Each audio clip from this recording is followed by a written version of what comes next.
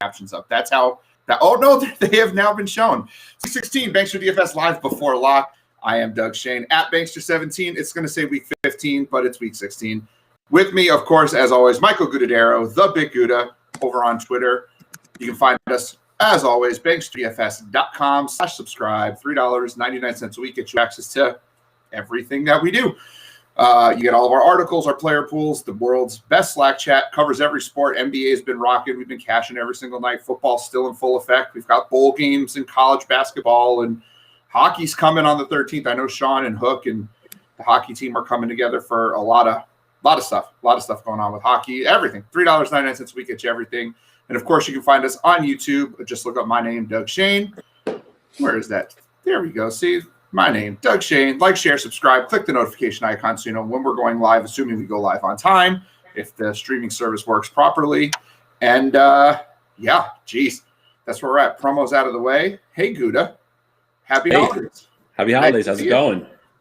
It's going great, man. You know, holidays were great. And, you know, taking a little break from the teaching for a couple of weeks, which is nice to just sit back, relax, and enjoy the show. And, ready for some football, ready for some Sunday action. Can't get worse than Saturday. Did not have Tom Brady in my lineup. So that game was my lineup was dead from the start. Had Kyler Murray, and that was pretty much just not so good. Just settled in and watched NBA yesterday instead. But today, I feel good about today.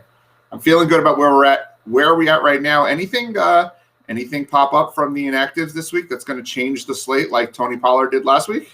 Nothing shocking right now.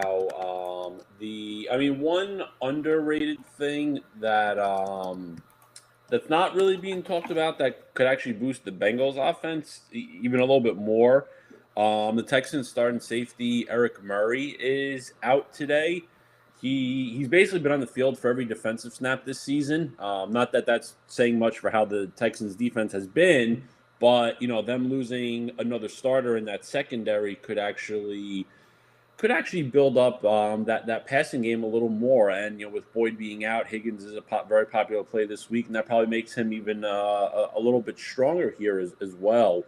So that's something there. And other than that, I mean, there's nothing, at least not as of yet, no shocking news. I mean, we're going to have to wait till a little later in the day to find out about Keenan Allen. There's conflicting reports. Adam Schefter saying he's not going to play, and Ian Rappaport is saying there's a chance to play. And when those two are conflicting, I definitely side with Adam Schefter because we've seen one too many times where Rappaport gets it wrong. You think? And Schefter tends to be he's not going to report it until he actually kind of knows the bottom line with it. So I always take him with a little more confidence than Rappaport. So I'm planning that Allen doesn't play. And even if Allen is in there, I don't think that there's going to be I don't think he's going to make that much of an impact. We saw last week he didn't do very much. He was banged up. You know, his snaps were limited. And I'm expecting a lot of the same thing this week. And then, you know, so we'll see where that goes. And then Allen Robinson is in. Terry McLaurin is out. Antonio Gibson is going to give it a go today.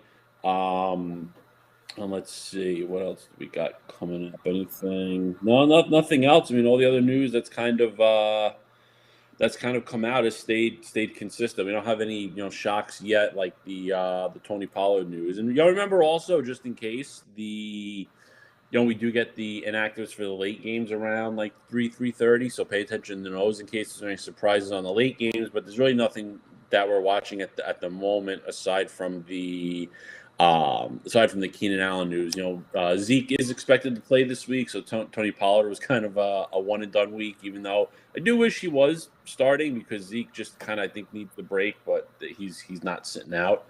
So we'll see where it goes. We'll see if anything else pops up over this next hour or so.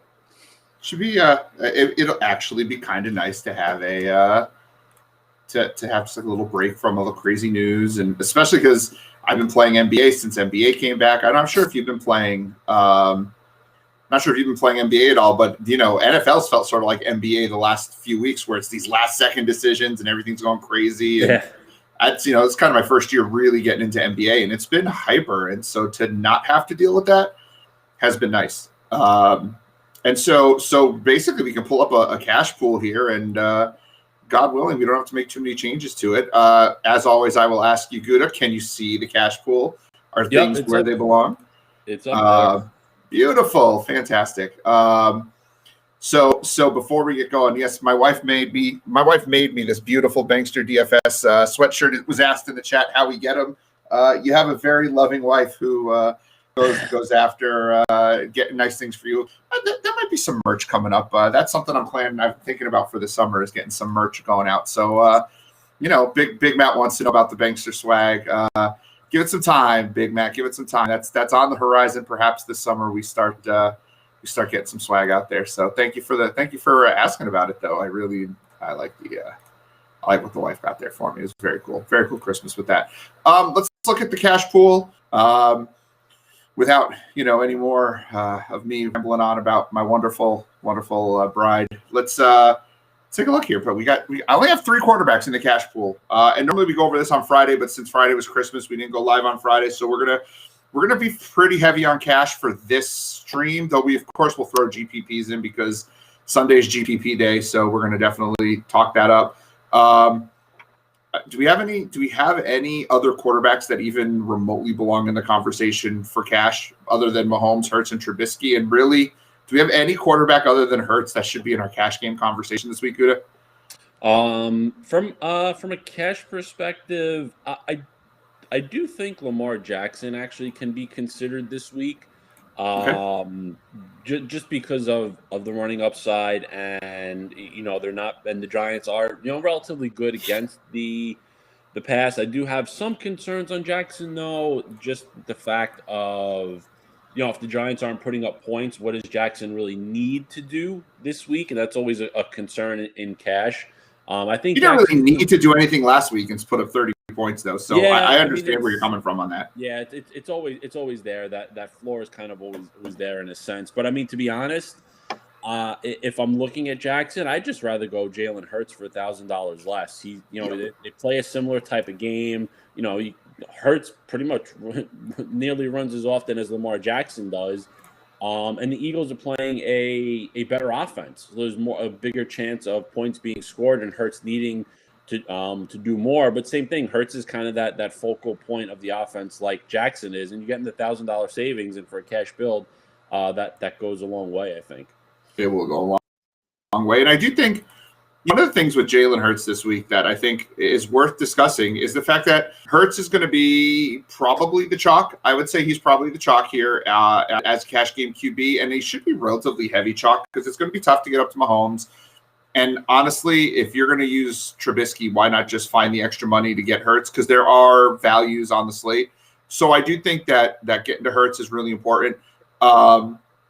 If you're a Trubisky, and if someone's going to be heavy chalk, and we're going to talk about this in a second as I have to go and edit my cash pool as we're talking when we get to running backs. But if someone's going to be heavy chalk, you just ride them. If they do poorly, they did poorly for everyone else. If they did great, well, then they did great for you, and you don't have them, you're kind of screwed. Happened with Derrick Henry with me a few weeks back. Kind of learned my lesson on that. Even if you don't love a guy, but if he's going to be super heavy chalk and he's got that upside, I think you got to play him. And I think Jalen Hurts is one of those guys. Another guy that falls into that category for me, and I'm gonna put him in the pool here, and I hate to do it, is Nick Chubb. I've been anti Nick Chubb all week. I just don't think. I think Nick Chubb is great. Don't get me wrong. What's he, 7,800? I think Nick Chubb is great. And I think he's like Derrick Henry for me in that if he's not gonna get you 120 yards and a touchdown, he's not getting value. And the Jets, everyone's like, oh, Nick Chubb's a great play going up against the Jets. The Jets have given up one 100-yard rusher the entire year. They've given up yards on the ground, but it's really been with tandem offense. And like the Browns run tandem running backs. Like they do running back by committee. Now Chubb's the guy who's going to probably get you the 20 carries. But I was really against using him. I wasn't using him. I wrote him up as a bad play this week. There are about 3 sections in my article where I trash Nick Chubb. And I don't trash him. I just don't think he's the right play this week. But then yesterday, the COVID news hits. All the Browns receivers are out. It's Nick Chubb's birthday, and we know how birthday narrative works. I don't like to play that game, but seriously, birthday narrative tends to work. And I really feel like ownership is heavily moving towards Chubb. He's the top the top running back on the slate. I love Montgomery, and I really like Eckler today too, especially if Keenan Allen is out. But Chubb is the only real stud running back on this slate. And I do think ownership's heading towards his way anyway. And now with the news that all those receivers are out and the Browns still being favorites, and the misperception, it is a misconception. Like, the perception's wrong. You like, Jets have just not been bad against the run all year, but Quinnen Williams is out, and so that's not going to help the Jets rush defense. And so if Chubb's going to be 30 to 40%, and I can see that happening. I look at a lot of different sites for projections, and they have them anywhere ranging from 5% to like 40%.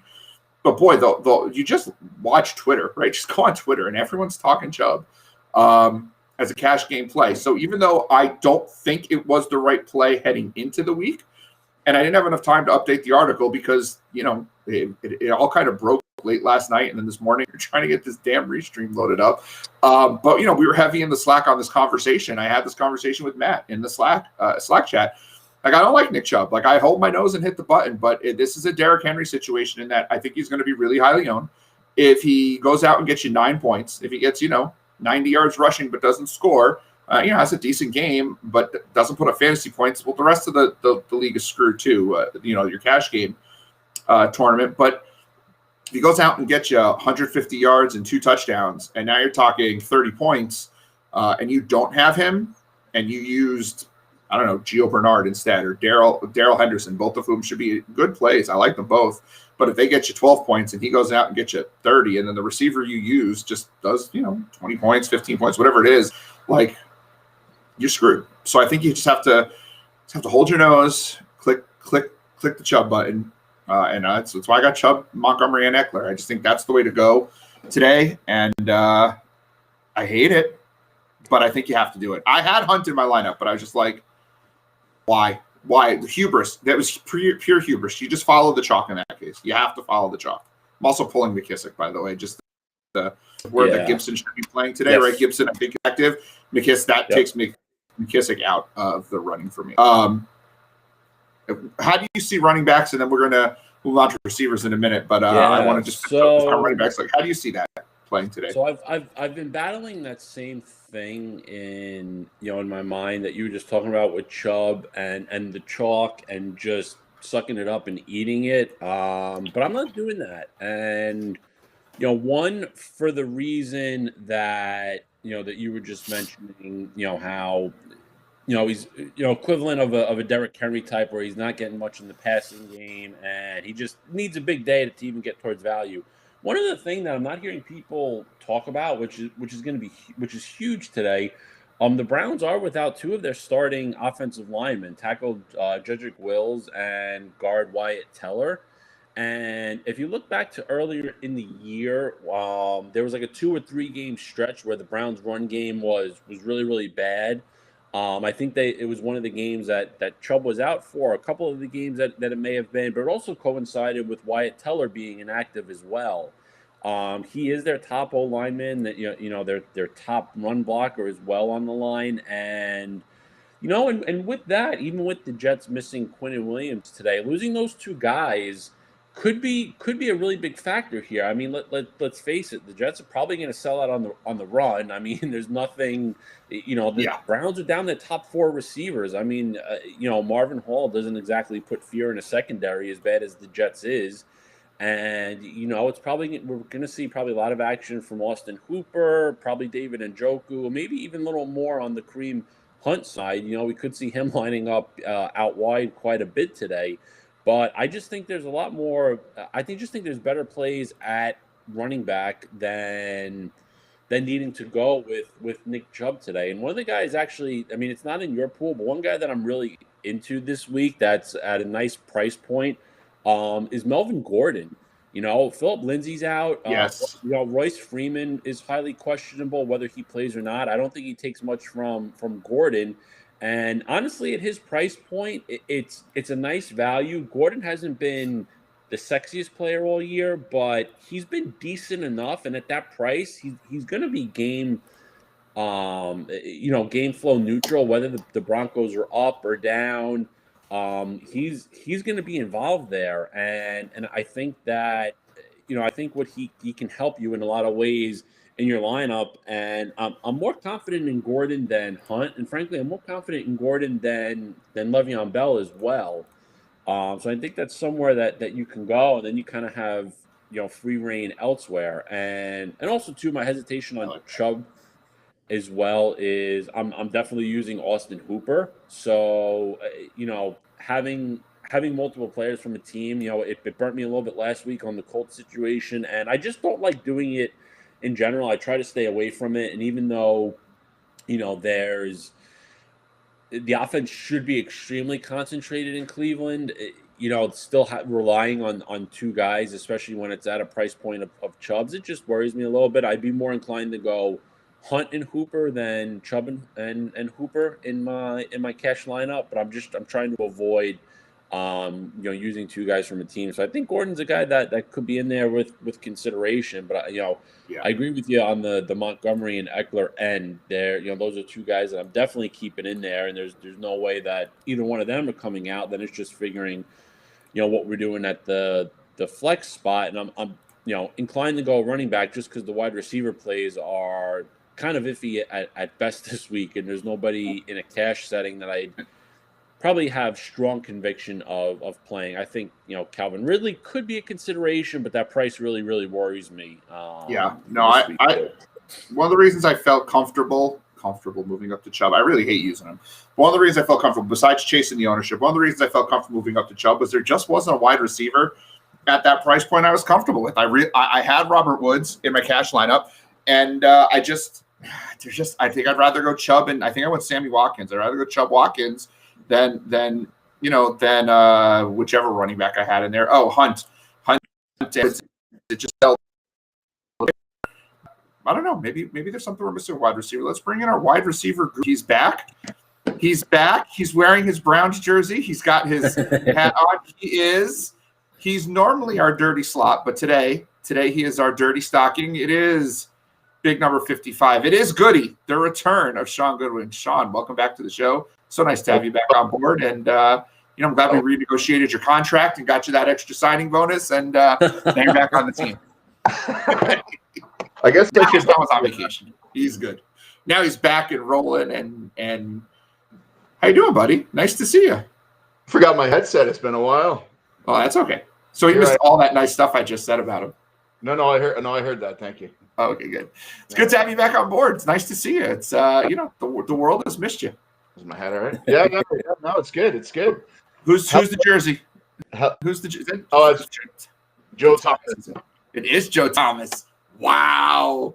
That's one of the few offensive lineman jerseys a human being can get away with wearing. It's like Tony Baselli, Joe Thomas, and that's about it.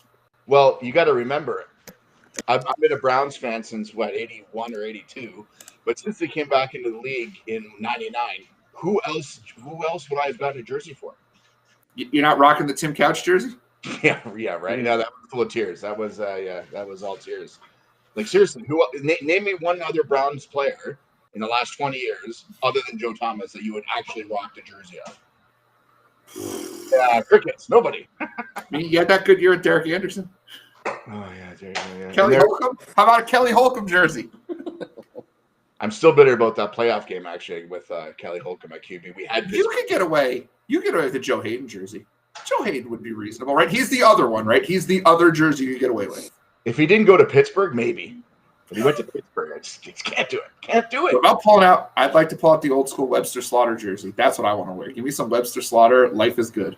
Oh yeah. Oh, that's the thing. You have to go back to the '80s, early '90s for then you can rock for Kozar, Webster Slaughter, Kevin Mack, right? The Clay Matthews. I mean, there's lots of options back then. But. How about Ernest Biner, or did we not talk about Ernest Biner? Okay. Let's talk about some slot receivers. Sean, we were just talking about our cash pool. I'm going to pull it up. I don't know if you've had a chance to look at it.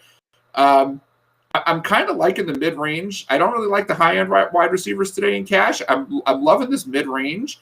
Is there anyone in this mid-range that you're liking, or even at the high end, or is there anyone I'm missing, or is there anyone you want to spotlight? I'm just going to let you talk. How about that? Honestly, high-end receiver. I have Cooper Kupp in the slot, and he's at $6,600. and I didn't like actually typing it out. Like I don't like Cooper Kupp for me. Like he needs to find the end zone. Like I mentioned if you go Cooper Kupp and you're cashing from the early slate, you can leave it. But if you're trailing or not cashing, you got to get Kupp out of there. The ceiling is not going to be one that's going to bring you back up the leaderboard. He'll get his targets, but he's not going to get a lot of yards. And like he needs to find the end zone. And I mean, against Seattle, I mean that's entirely possible that he just find the end zone. Everyone's gonna be on Woods as they should, as you guys have mentioned. Woods is probably would be, highest I would go. I mean, now that being said, Tyreek Hill, I'm all over Tyreek Hill today. Is he gonna be on a pitch count? Maybe, but man, against that Atlanta Falcons pass D, I'm gonna have a lot of Tyreek Hill this week. I mean, he's $9,000. Is he hot? Do you have an ownership projection? I got him in around 20% right now. Okay. So he's going to still be owned. People are still going to use it. This isn't a contrarian play. No, I thought the news would pull people off him. Well, I mean, I'll update one last time just to see what's going on. But everywhere I've looked, everywhere I've seen, he's still going to be popular. It sucks. I was hoping to get him under 10. Yeah. But I mean, in a Jeep, getting him as an ownership discount. But yeah, I mean, if he could be a real good play today. Yeah, I mean, I don't like paying 24% or 20% plus percent for a 9K receiver that would be on a pitch count. But as we know, he'll only needs 1 or 2 passes, and he can hit, and he could bring back a couple of 3x on that, no problem, right? He'd take him to the house in a heartbeat, and against Atlanta. So, what are you going to do there? Yeah. Also, I love me some CD Lamb actually. CD Lamb might be my actual favorite play of on the board for the slot. He's going up against Roby Coleman there. I got him. He should be coming in 5%, less than 5%. I'm hoping, but he's basically one of the top slot receivers in the league. So I love me some CD Lamb, Jamison Crowder.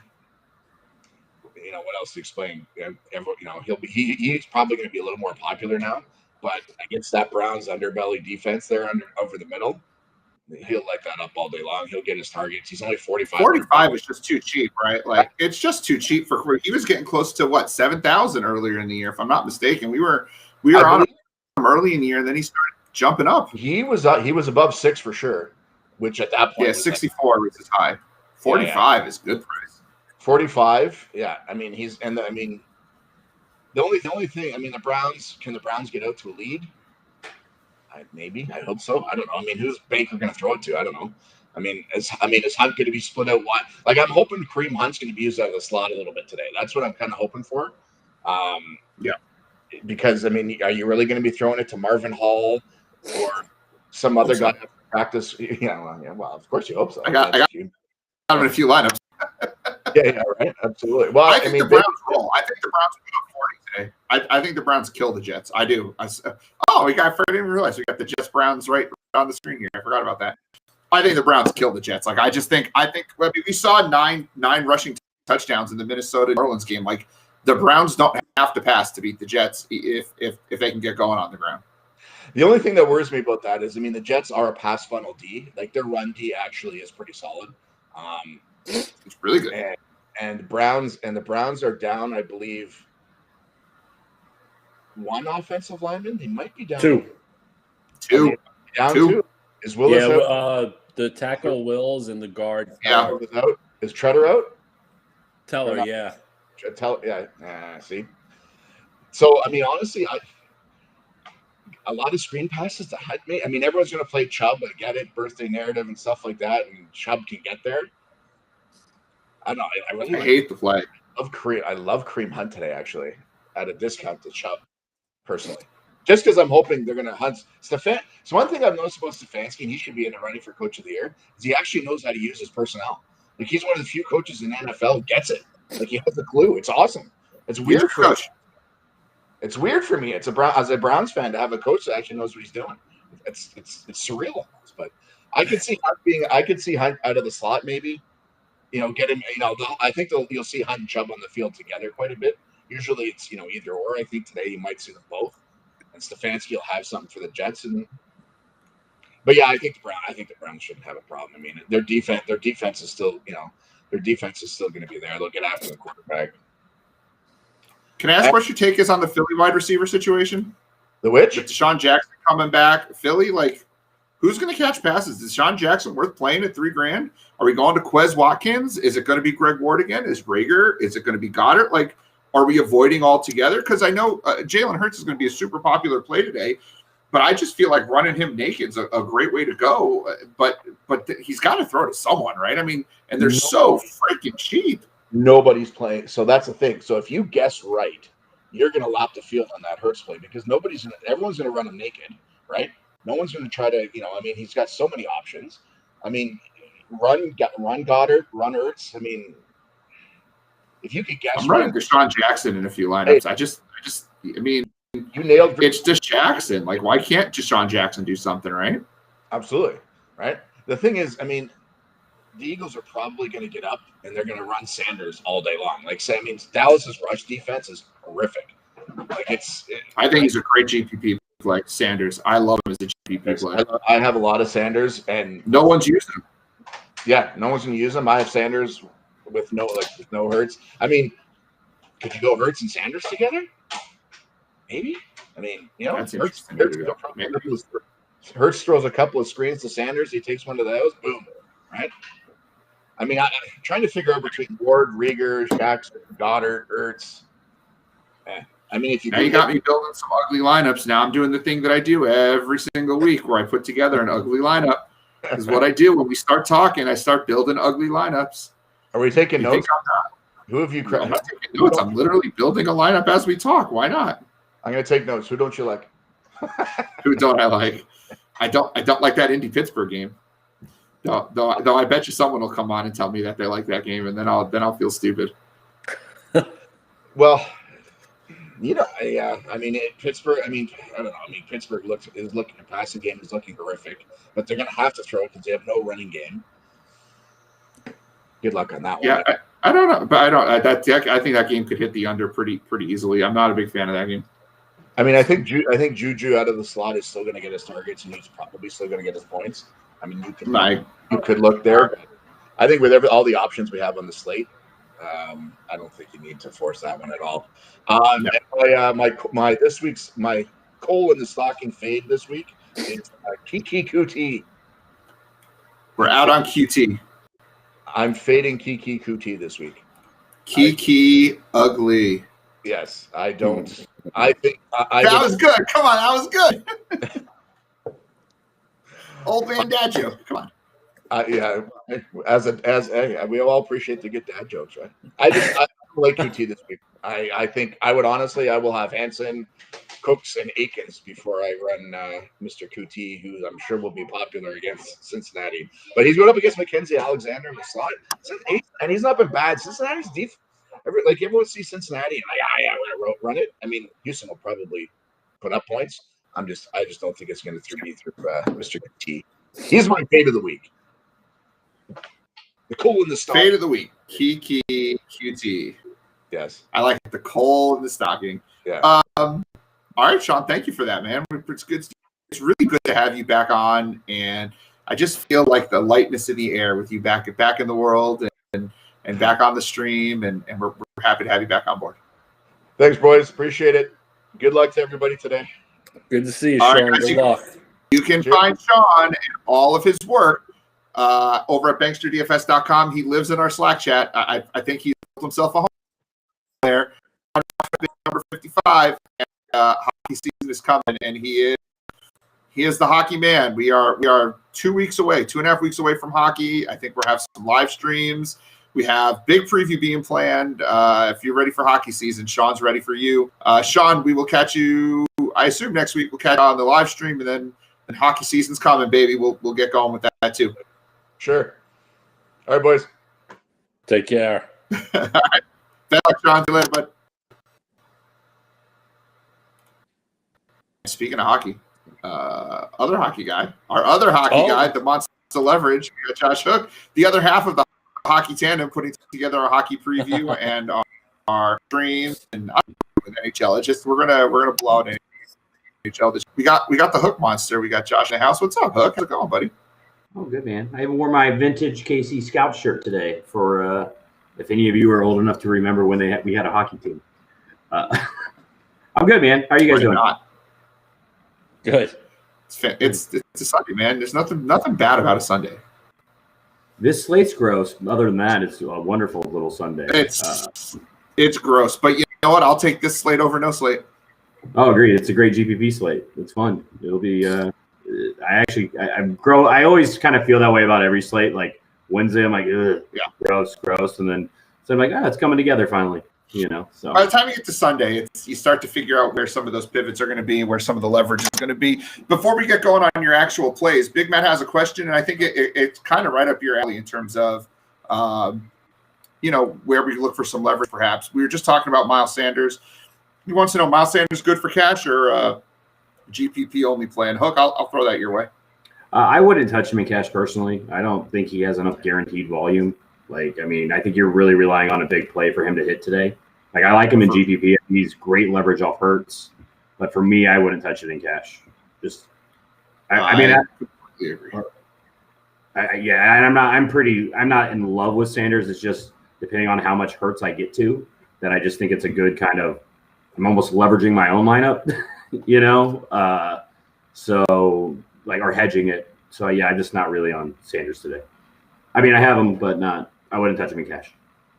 You feel differently at all, Gouda, before we move on to the plays, or you're just comfortable with him in GPPs?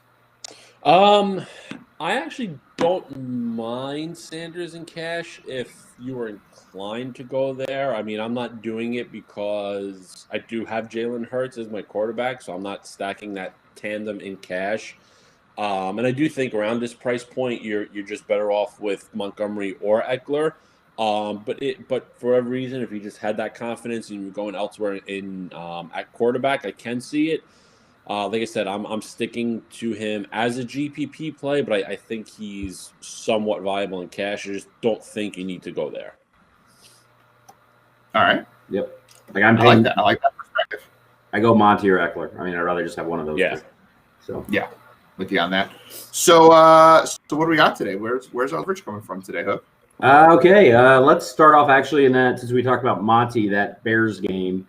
Since I'm here to ruin cash line. No, I'm just kidding. I like Trubisky. I mean, I think Jacksonville, they're starting Glennon. They want to lose. They don't want to. I mean, they want Trevor. Let's just say Montgomery. I mean, he had 33 attempts last week, but he hasn't approached. That's 7 more carries than he's gotten any single game, and now he's priced like a premier running back. So he's very touchdown dependent today. So anytime we can leverage the chalk running back. Right, with him not say he doesn't score touchdowns, say he just gets 130 rushing and doesn't get into the end zone. Well, where are those touchdowns going to come from? I still think Chicago is going to score 3 to 4 touchdowns today against Jacksonville. So that leads us to our man Mitch. And the thing we like about Mitch is he's super cheap. For GPPs, you want him to get 20 plus, which he can do today. And if we are against that Montgomery side, I actually like pairing him with Mooney or Kmet. My issue with A-Rob is I don't think Jacksonville is going to really keep this game competitive. And Robinson at his price is very much so a volume dependent. And I mean, it could happen, but I think he needs 10 targets or 10 catches to really hit the 28 points I want from him. But if Mooney or Kmet get in the end zone once, and they both have seen a nice little target share with Trubisky, you're pricing in I always when I do stacks, I want 4X in my GPP lineups. And so I add Mooney's 4K and Mitch is 5,600, I think. So I need 57. Okay. So I want out of those two, I kind of go, okay, I need 9,700 times 4. So that's right at about 38 points total, which is absolutely doable today. Say Trubisky throws for 200 yards, maybe runs one in, which vultures one for Montgomery, you're there. And hopefully that goes to Kmet or Mooney on those touchdowns. I think we're in I think that hits. And then it makes me be able to pay up for a Tyreek Hill or Austin Eckler as a more expensive option. And I have a pretty low, I'm getting leverage with not playing Montgomery because he's probably going to be the chalkiest running back today. And then I also get I get what I want from my receiver, a cheap option in Mooney, and I think that's just a great leverage side of it. I've got Mooney. I've got Mooney in my Bears stack as well. I think he's the play. I couldn't agree more with that. I think Robinson being a little dinged up, they're going to try to him, and they're not going to need him to do much. It could be like a Keenan Allen situation last week. It could. I mean, he could go off, but he was going to be fine running Mooney, Miller, and just pounding the ball a little bit with Montgomery. And I think even Ryan Nall's going to get some looks. And it's like, I think if you're going to go receiver, I think Mooney's the guy. I like that. Yeah. I mean, and just like A-Rob can have a good game. Like he can go 675, but that's not enough.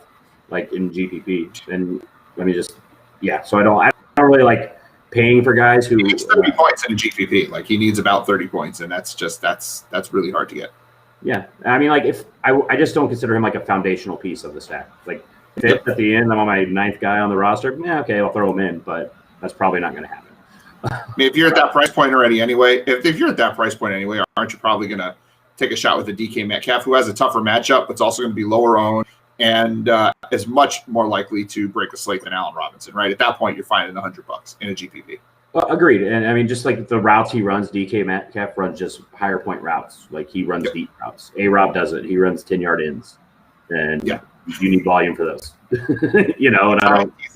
He's a tall lines ward. Like that's really what he does. He just runs this. And that's what he does. He's a safe receiver. Yeah, exactly. He's a cash receiver, not a. Receiver. I mean, it's just what it is. He's not A.J. Brown. He's not. Yeah, no one's A.J. Brown. Those two receivers, man, they're so massive.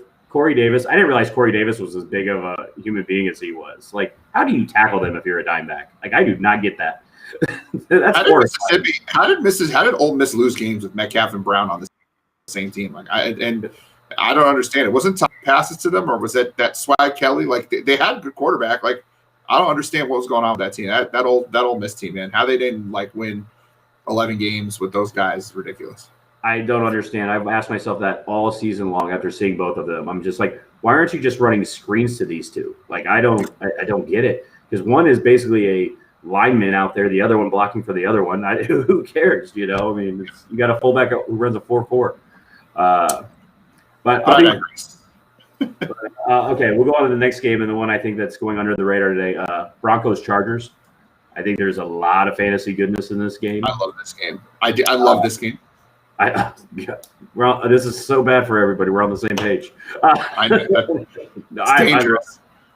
I'll start with I think probably the safest play. The Broncos have had the highest rush rate over the past 2 weeks at over 55%. Lindsey being out, I think Gordon is probably my favorite cheaper back on the day. I think he just has a really good floor. I'm not in love with running back today as a whole. There's not a lot of kind of the cheap touchdown dependent guys I try and play, but there's just not a lot of it today. I think Gordon's looking 20 carries. The way to attack the Chargers is either running or through tight ends over the middle. And I think Gordon's just probably my highest owned back right now, or one of. I like on the receiver side, this is my favorite play of today, especially if Allen's out. Even if he's in, I still think this guy gets a lot of run. I love Mike Williams today. He's my highest owned player. I'm going to tell you about 2 games with when Mike Williams has played 2 games without Keenan Allen in his career. In 2018, he went 7 for 76 and 2 touches, and then he ran one in. And then this year in week 5, Keenan Allen only played 12 snaps, and he went 5, 109, and 2. And let's talk about the Broncos secondary. 3 of the 4 members starting in the Broncos secondary today weren't on the roster at the beginning of the season. This isn't baseball where you make trades to fix holes. In football, if a guy's not on your roster at the beginning of the season, it's because he's not good. You just don't make those trades. And with Keenan Allen potentially gone today, that's 10 targets going to either Eckler or other receivers. I think the field's going to get cute and try and play Johnson and Guyton, which I still think are good plays, but I think Williams is the guy today. I think he has a lot of upside in that spot, and the Denver secondary is the way to beat them, attacking that. You literally could have just said, I think Doug's going to get cute and play Johnson or Guyton, and that would have worked just the same. I said the field. I was being nice. It's Christmas. That's fine. That's fine. I'm playing both, too. I have all this game. On the Denver side, I think before you get on to the Denver and Matt question, which goes back to a conversation we had, and it goes back to your Melvin Gordon point. And Gouda and I kind of had a discussion about Chubb and Gordon. Where do you stand on Chubb versus Gordon in cash? I lean Gordon a bit. But what are you doing with that extra money? That's what I want to know. Like, what are we doing? Like, I hate there's no spend up option today. Yeah, like when I build lineups, I hate being priced into the bad decisions, if that makes sense. Like, but sometimes like leaving $1,500 on your roster is right. You know, like sometimes the $5,500 play is better than the $7,000 play. My thing with Chubb today is, I mean, Jets have a good run D. Like it, you know, they do. It's not bad. And if the Jets aren't going to be playing, if there's no wide receivers for Cleveland, right? They're not going to have this deep zone or an attempt to stop the deep passing game because that doesn't exist today, right?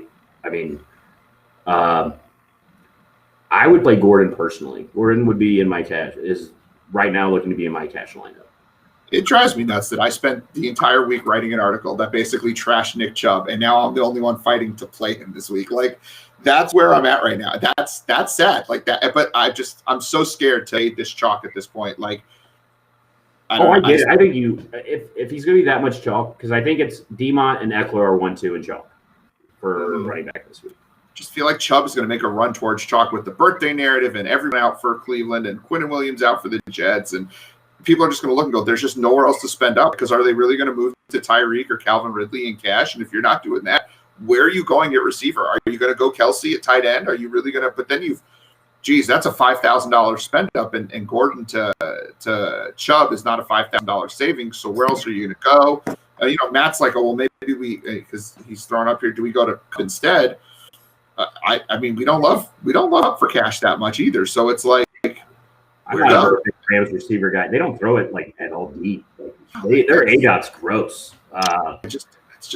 It's a gross, and that's why at this point I'm just like, if I don't want to leave $1,500 on the table, so I might as well just eat whatever chalk I think there's going to be and just go Chubb. Oh yeah, like I mean, I hate that I'm on this debate because I love Gordon this week. I think he's a great play. I just don't know where to spend the money. You're not going up from Hurts to Mahomes, right? Like, you might as well. Like, I guess you could. But like, why? Yeah. Why make a change? I mean, that $1,500. Could you go to Fant? Or what? Fant to 48. I mean, I'm at Parham, so no. But if you're at Austin Hooper. I mean, but then again, are you running Gordon and Fant in the same cash lineup? You know? Yeah, I mean, I think sometimes we get everyone gets news, and we overvalue it sometimes. Like Saturday news has a different weight than Sunday news, right? Like all the Cleveland receivers being out it should make you think it's like this game's going to be more gross, right? It's going to be harder for the Browns to extend drives. They're not going to be in any hurry to stretch the field or score. I mean, they run a very similar offense to the Titans, where let's run and then let's set up our passing success with play action, and that's what they do. But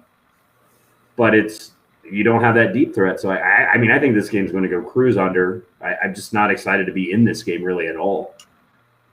Except for I like the cheap tight ends a little bit. I love it.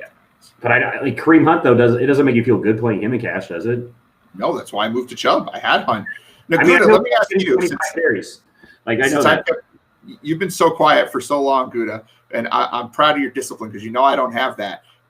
If you're going to spend down to Gordon, because it sounds like you like Gordon, where are you spending up at receiver? What are you doing at receiver? And I know this isn't exactly the focus of this segment, but I think it's important to talk about because it's what people are talking about. So, yeah, I mean, I'm not really spending up at receiver, but I think my lineup's a little more balanced than we've seen in past weeks. I think you're kind of at that position because, like I said, at the wide receiver spot, there's not that one guy that I would say we have that Devontae Adams spot. We don't have.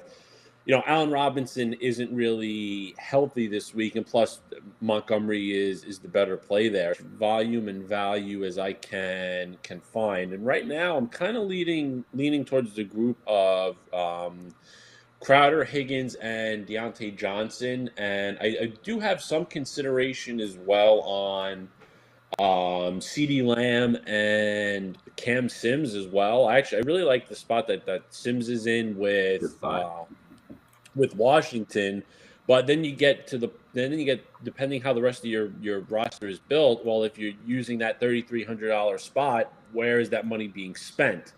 And really the only flip side on that is Calvin Ridley. And as I said earlier, I'm not overly confident on having Ridley in there as at that high price. I mean, the volume and everything has been there, but at that price, again, when you start to get towards Devontae Adams prices, you need volume and touchdowns, and it just gets really, really hard. I mean, we've seen with Matt Ryan that he can throw for 200 yards, and 120 of it goes to Ridley.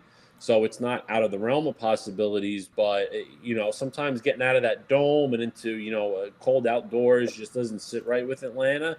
So that worries me a bit more for Ridley in a cash standpoint.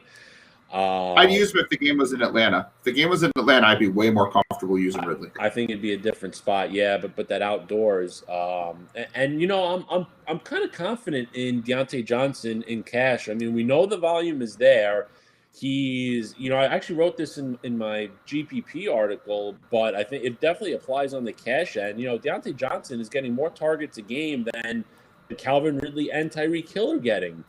And they're priced over $2,000 more than him. Now, yes, Johnson's had some issues with drops lately, but the guy gets double-digit targets every week.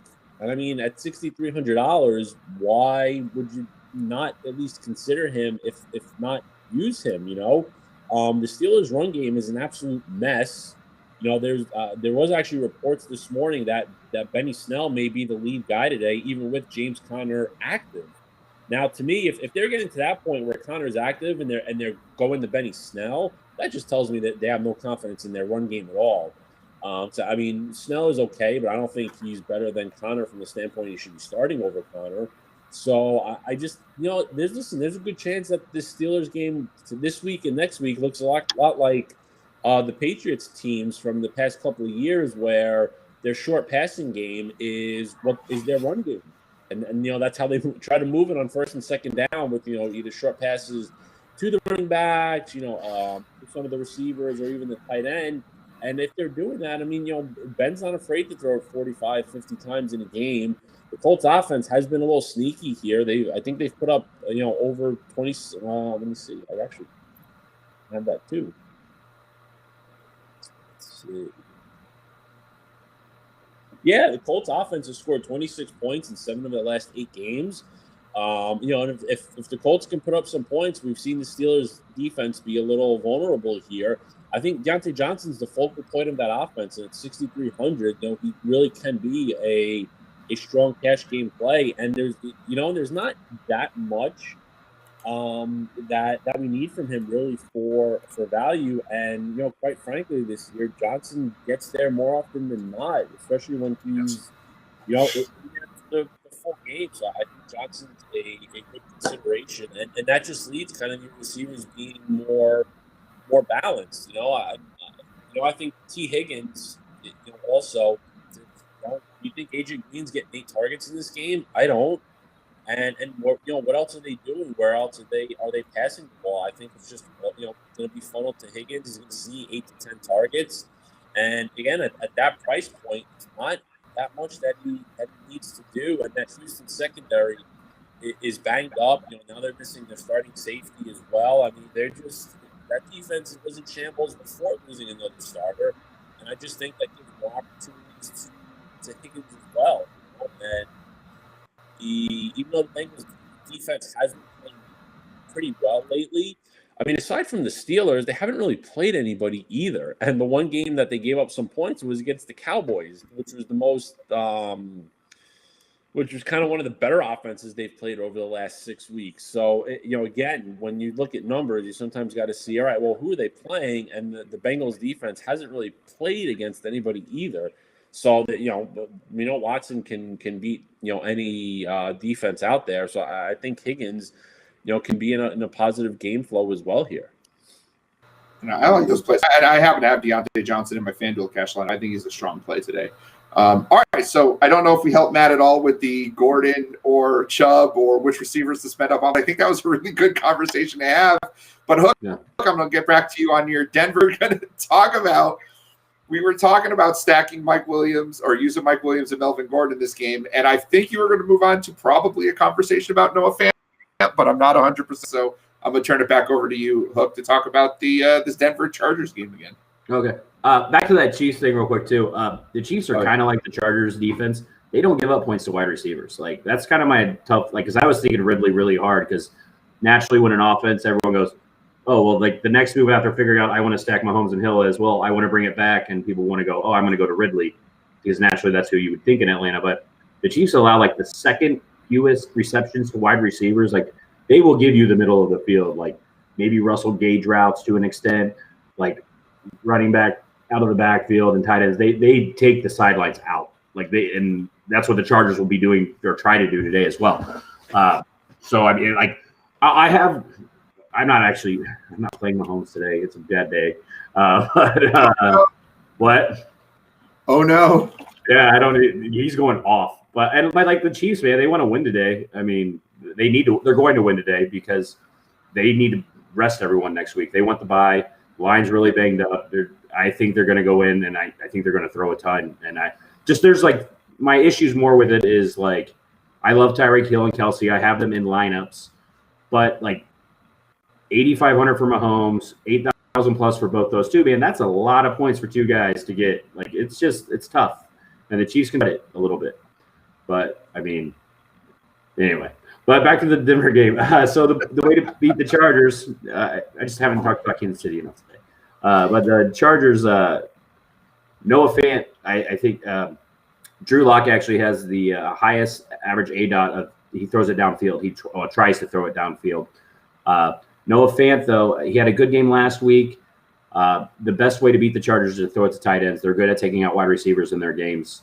I think Noah Fant's my favorite stack option. The other receivers, though, are cheap enough. I mean, they're not going to just eliminate receiver catches, but they're cheap enough where one gets in the end zone they can hit. I think my preference right now is Patrick, but I like Drew Lock, 5,000, man. It's not hard to get 20, but that's also nicer when I have slates where I have players I want to spend more than 7,000 on. Like, I mean, I don't have a lot of high-end guys I like this week. No. I mean, it just kind of keeps pushing me back to the Montgomery territory, which I think he's like Montgomery and Eckler, where it's like just price made chalk. And because you need to spend money on something to get close to 50. And I'm really toying with like just setting a baseline. I don't spend more than 49,000 on any GPP lineup I do today. It's kind of what I'm toying with. And that'll just make me different than everybody, just as a whole. And I think it should, because people are going to want to spend up to that. They're going to see that money and they go, well, I can't leave $1,000 on the table. But if the right plays are cheap, and they are this week, right? And outside of Mahomes and that Kansas City, like that Kansas City game, everyone's cheap. So leave some money on the table. You know, again, don't price yourself into a bad play. Well, and it's like what Mike was saying about Deontay. Like Deontay's 1,500 cheaper than A-Rob, and Deontay sees more targets. I get he drops it, but I don't care if you drop it if you see the ball 15 times. Right? Like, I mean, that's still, I mean, I'll take the cheapest volume I can get.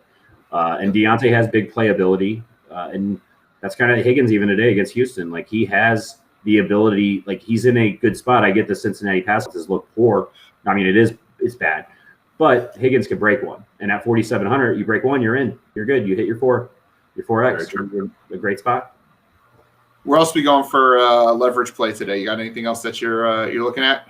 My last one is just Dallas, Philly. I like the whole game, and it was going to be Miles Sanders to an extent, but I'm not heavy on it. I think on the Dallas side, I'm more on Gallup and then Cooper. I like bringing them all back. I think you can run Hurts naked with a Dallas receiver. I think that'll be different. Yeah. I just because Hurts can do because he does so much with his legs. I don't think there's a good shot that like a pass catcher doesn't go off for Philly. I like both tight ends, and I have both of them with the Ertz or Goddard. But I think for Hurts to have it, it's more important for Hurts to hit the ceiling is if Dallas does well. Yeah. If that makes sense. And so I think it's more important for me to have Gallup or Cooper are my two favorite Dallas guys today, or Lamb to an extent. Like I have all three.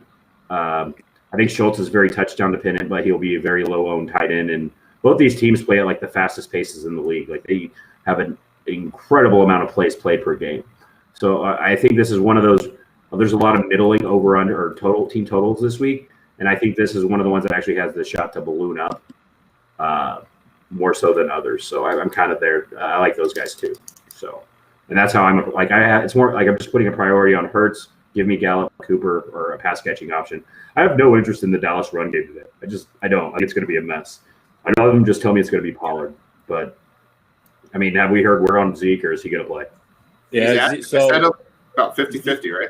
Yeah, Zeke's active, and it's looking like it's going to be a 50-50 split this week. Oh, okay. Can't play Zeke. You can't play Zeke at 67. But I don't think you can play But I like my favorite cheap player was actually Cam Sims, who you said earlier, like my 3,000 guy. I love that. Like that game is going to be slow, I think. I don't like McKissick because I don't think he's behind enough. I like Antonio Gibson. I think he's going to have no ownership. And we've seen these guys coming back off injury. This is a must-win game for Washington. He's going to get the ball, and you can run on Carolina. We saw that with Aaron Jones last week. And he's going to have less than 10% ownership. And without McLaurin, Alex Smith isn't going to throw the ball deep. Cam Simmons is going to Well, it's not even. It's Haskins starting today. Oh, it's Haskins? Yeah. That's better. Well, so he might throw a lot more. Panthers D now. Put that in your list, too. I like Panthers D. But they're already there, buddy. Look at that. Highlighted there. They get preferred play. They don't necessarily always get sacks, but they put pressure on it, which is fine. Just I want pressure. But Cam Sims is going to be running underneath routes. If they throw it 40 times again today, Sims will see probably 6 to 10 targets, and he has the speed and versatility to break one. And at 3,200, I think that's just an absolute steal. Panthers sacked Aaron Rodgers 5 times, by the way, last week. So they're not bad. I'm not 100 on the running game, just for what it's worth here. I know Aaron Jones ran over him, but prior to that, they've actually been pretty good to the run outside of that Tampa Bay game for about 6 weeks now. They remind me of the Jets defense here. They're not great, but they're very active as a defense.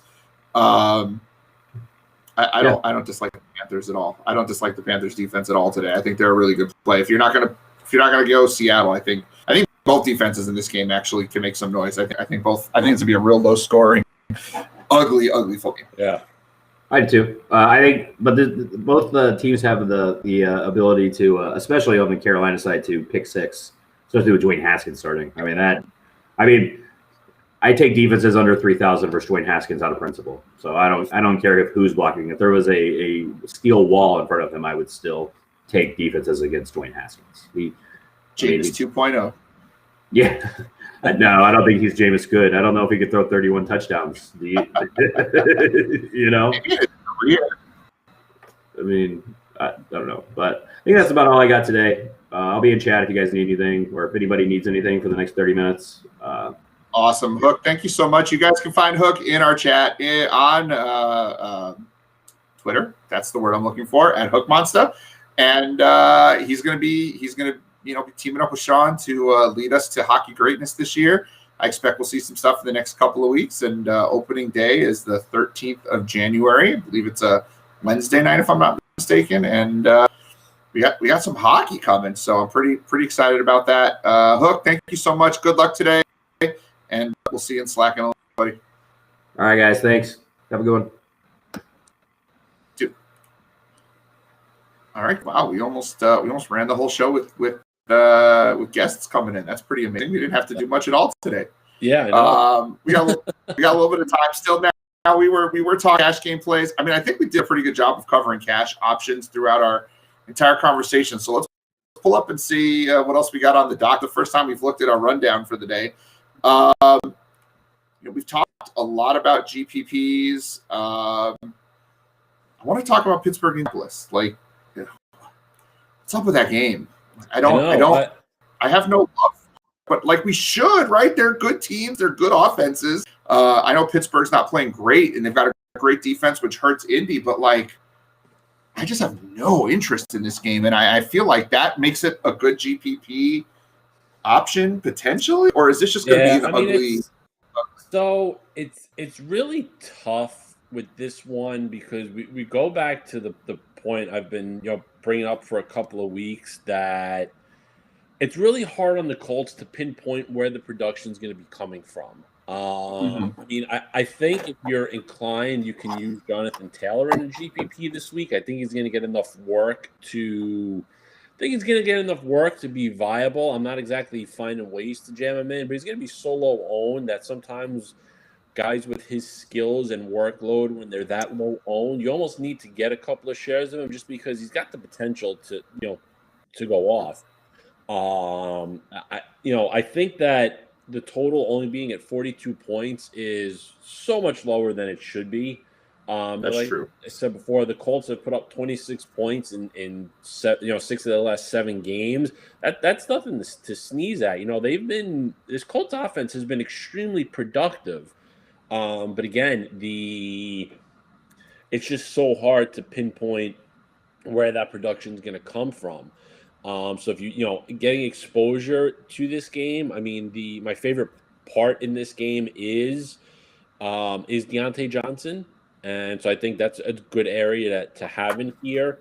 But other than that, like to stack this game or to find a way, to use multiple pieces, that I just don't know, because again, I wouldn't know what to use on the Colts side. I mean, maybe you could consider going Phillip Rivers by himself. You love that Bill Rivers. I do. I mean, listen, he's been consistent. I mean, at his price point, every week he's getting you anywhere from 3 to 4x. Listen, he doesn't have a high ceiling, but he gives your lineup so much. So much flexibility of what you can get. Now, again, there's not a lot to pay up for this week, so it might make things a little difficult. But if you're using him at quarterback, you can get an extremely balanced lineup, not really have to punt, and not really need to spend up either. And you can have, you can still make a very strong lineup. I think the biggest issue here is maybe identifying on Pittsburgh where the production comes from, and aside from Deontay Johnson, like it's always kind of back and forth with, with Claypool and with Juju and where it's going to come from. I mean, definitely I wouldn't want to use Ebron this week because the Colts are the top team against the tight end this year. So that maybe narrows it down a little bit, and so you can, kind of go where your gut is, whether it's Claypool or Juju. I think personally I would lean to Juju this week. So if you're looking maybe Rivers, Juju, and Deontay Johnson, and then kind of fill in your lineup from there, it gives you the option where you can even do, with that, and you can throw in a stack of Dobbins and the Ravens defense, and and then going from there, you've got a lot of abilities on where you can fill the lineup in, especially that there's quite a bit of value at the tight end spot this week, whether you're going Hooper or Parham or even somewhere in the middle there. So it provides a lot of opportunities. And again, like I said, I think that this line is really, really low. Got to remember too, the Steelers are not only fighting for their division now, but I think there's still a path that the Steelers could potentially not make the playoffs. If they lose out, they'll be at 11 wins. The Browns, can finish with 12 wins. The Dolphins could have 11 wins. The Ravens could finish with 11 wins. Like the Steelers, I mean, I haven't seen the actual. I'm checking right now to see if they've clinched. But there could be a logjam of teams with 11 wins. So the Steelers are all of a sudden, playing. Steelers have clinched the playoff, but they haven't clinched. Yeah, but they didn't clinch the division. Yeah, and it's very possible they could lose that. Yeah, I mean, or they could at least go down to a 6 or 7 seed. Now all of a sudden they're playing on the road. Like the Steelers got a lot to play for here, and I just with a coach like Tomlin, with a veteran quarterback like Roethlisberger, I expect them to right this ship, and get their act together this week. So that you could see some fireworks in this game.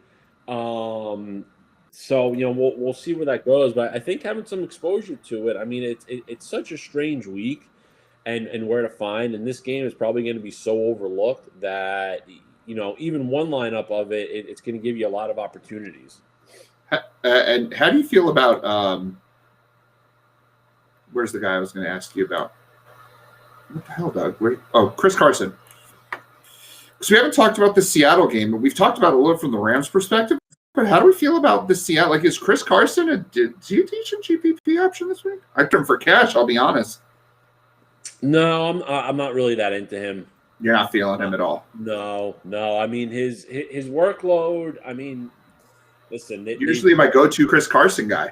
Yeah, I mean, they've brought Rashad Penny back. They still got Carlos Hyde there. I mean, it's. They're probably going to try to use Carson a bit, but I'm just not feeling much in that game. The Rams defense has been pretty good. Seattle's defense has improved.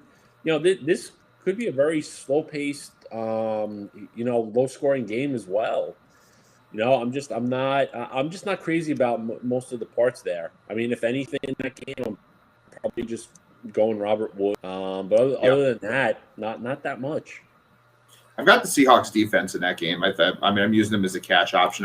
I just think Seahawks have been, first of all, they're underpriced at $2,600. I know they've given up a lot of yards, but that defense has been Jared Goff on the road does nothing for me. Jared Goff in general does nothing for me, but they're sacking the quarterback so many damn times. They've got 9 points at least in 4 straight weeks, 5 points in 6 straight weeks. This is a defense that's getting pressure. They're getting turnovers. They're holding them. I mean, they haven't given up over 20 points in a month. Now I get that they, the NFC East and the Jets, but like the Rams are all that good. I think they're one of the most fraudulent teams in the NFL. I don't buy them. I think the Seahawks are a real interesting play, at least on the defensive end here. I other than thinking about Carson, I haven't considered anyone else on the team offensively. I think it's going to be a game that we can just fade. From that late slate. I think the late slate game to own Philly, Dallas, and the Denver Chargers. I like that Chargers game. That Denver Chargers game. Yeah, it's kind of and unfortunately though, we're going to be watching Red Zone. They're going to live on this Rams Seahawks game. So it's the one game with something to play for, really. I mean, I guess Washington and then Dallas, Philly a little bit because of the NFC East, but in general, like this is the game we're going to watch, and to me, it's one of the least interesting games on the slate, fantasy wise. Talk to me a little bit about Cleveland now, too. Is he still in play? Is Baker still in play today for a GPP? I know he can't be cash anymore, but is he a GPP guy? I don't know. Yeah, I think so. I do. You thought way hard about that. I was like, what happened there? It's so hard. It's so hard. I mean, Baker has looked so much better these past couple of weeks. The schedule has helped a little bit on who they've played, but he's just looked so good. But the issue is, what type of offense are they going to be running? I mean, they have no receivers, and yes, the idea of their tight ends running roughshod over the Jets is nice, but tight ends aren't stretching the field. I mean, Njoku's a bit athletic, but he's not burning a corner down the sideline. That's just not happening. Marvin Hall, baby. So where's the passing coming from? That's my big thing. Like, yeah, Baker, maybe he throws it 30 times, but is he going to throw for more than 200 yards? So I think you're really banking on more of a fluke scenario, kind of like we saw with Mitch Trubisky 2 weeks ago against the Texans when they totally blew him out of the water, and Trubisky ended up with those 3 short passing touchdowns. You kind of need a game like that from Baker to even get anywhere, because I just don't think the yardage is going to be there with how this is playing out. But I do think he's viable because he's going to be extremely low owned.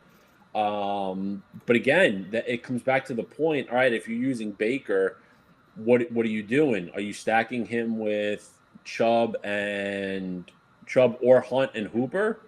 or even Marvin Hall. I think it's Hunt and Hooper. I think it's Hunt and Hooper or Hall and Hooper. So if you've got Baker, if you got Baker, Hunt, Hooper, and you're bringing it back with Jamison Crowder, that's a very, very low price stack.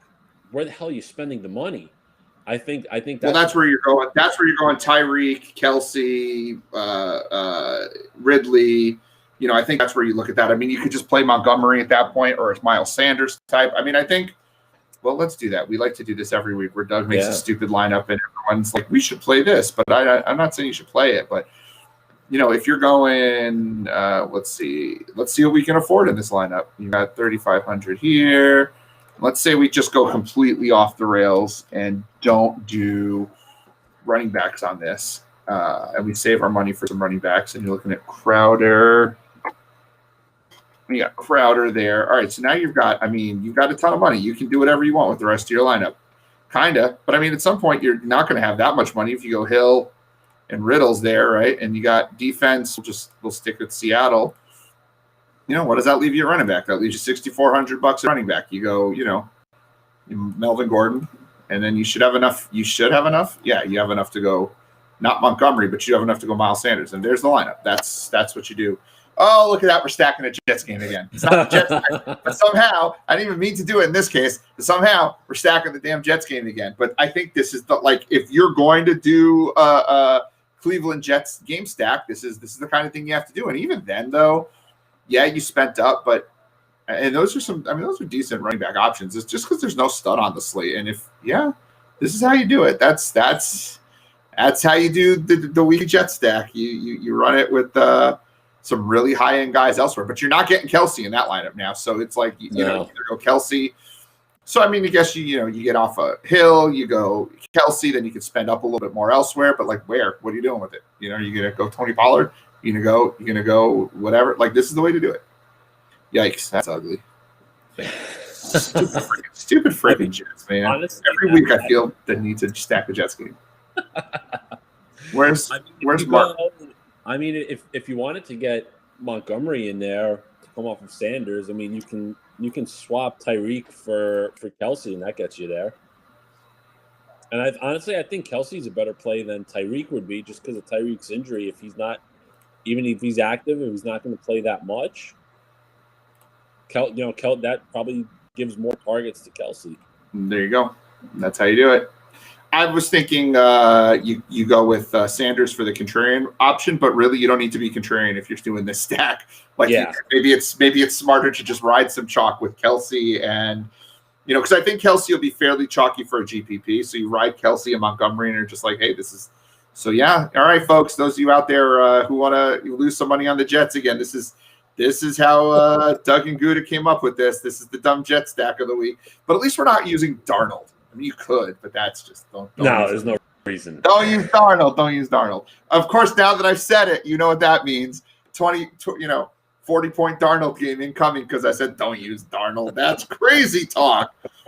Except when it's not. This is the week. The week we say we don't make a Darnold stack is the week that the Darnold stack comes through. Don't do Darnold. Don't listen to us with the Darnold. Listen to us with the other stuff, not the Darnold stuff. That's just our weekly stupidity. Boy, I feel like we've hit that wall at this point. We've hit the wall where I'm starting to do dumb things. This is it. This is what we do. Do we have any last thoughts, Gouda, before we sign off of here? Because that when we start to make Jet stacks, that's our sign that perhaps the week is over. I know. It's time to not make Jet stacks. I'm very excited for Adam Gase to be gone next year, and hopefully Chris Herndon finally gets released for the to actually play. Well, not released from the Jets, but released from the free him, they free him to do what he needs to do. Yeah, the purgatory that he's been in, and Gase refusing to use him effectively. Yeah, it's just one of those. Is it just possible that Gase doesn't know how to use anyone effectively? Oh, very much so. Listen, if you were looking at Donald Parham this week at tight end, and if you've got a strong stomach this week, Herndon's an interesting guy to consider at that same minimum price. The Browns are one of the worst teams against the tight end. I mean, yeah, it's hard. I mean, it's just an idea I'm throwing out there. I mean, I would maybe use them in one lineup. That's it, just because there's potential there. But Matt keeps asking. Poor Matt has been doing all week. He's been asking, and we keep like I feel like we're just leading him down this path of destruction. There's no way we're going to pick the right. Look, for me, it's Woods. Cup is not in my cash pool.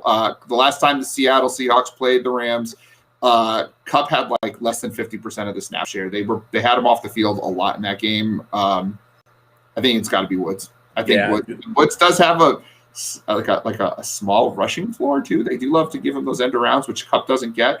And they do get around the goal line with Akers out. I think you might see some extra runs. I think it's got to be Woods.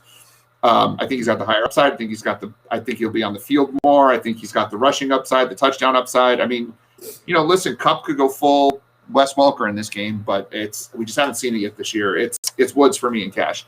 Yes. Woods has got to be the guy. There you go. Definitive. Robert Woods is the guy in cash if you're spending at that price point, particularly if you're going to use a Rams receiver. And I think, using a Rams receiver makes sense because the Seahawks suck defensively, but they haven't sucked as much lately. But it's got to be Robert Woods in that case. Matt, I don't know what this. I think this emoji means he's happy or he's going crazy. One of the two. One of the two things is happening. But this is we got to help. We're trying. It's a tough week. That's why I took the decision out of my own hands because I had Woods in the lineup. He is my FanDuel cash lineup, but that's why I took him out of my lineup. I just said let's just go with high-end running backs.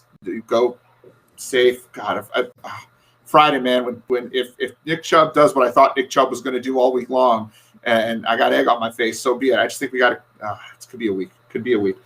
But it's a weird wonky week. It's a very weird wonky week. But you know what? That's what the NFL is around this time. Just wait till next week, week 17. It gets even wonkier when we don't even know who the hell's going to play. Some teams will be resting. Should be fun. But for now, this has been Bankster DFS. Week 16, NFL Live Before Lock. I have been Doug Shane. Still am Doug Shane at Bankster17. That is Michael Gudero at The Big Gouda. You can find us, all of our work, at banksterdfs.com. $3.99 a week. All of our articles, award-winning, by the way. Playing player pools, and, of course, the best Slack chat in the business for every sport that's out there, college, pro, niche. We got them all. We're covering them all. We're blowing out NBA and NHL this year. We'll keep doing things for the NFL playoffs, and we'll keep going live, doing our thing. Check us out on YouTube. Look up my name, Doug Shane. Like, share, subscribe. Click the notification icon. Again, come find us, banksterdfs.com. Guys, it's been a run. It's been a game. It's been a day. It's been fun. Good luck this week. We'll see you guys in Slack chat. Gouda, good luck this week, buddy. I'll see you in a few minutes in Slack. Until then, later, guys.